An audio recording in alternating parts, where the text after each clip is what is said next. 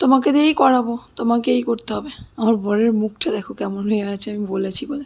তো যাই হোক, এখানে চিকেন চিকেন রান্না করবো সানডে। তো অনেকটা কাজ হয়ে গেছে, আর সব কিছু প্যাকিং হয়ে গেছে, কিছু নেই, ওটাই বাইরে আছে, ওটা দিয়েই করতে হবে।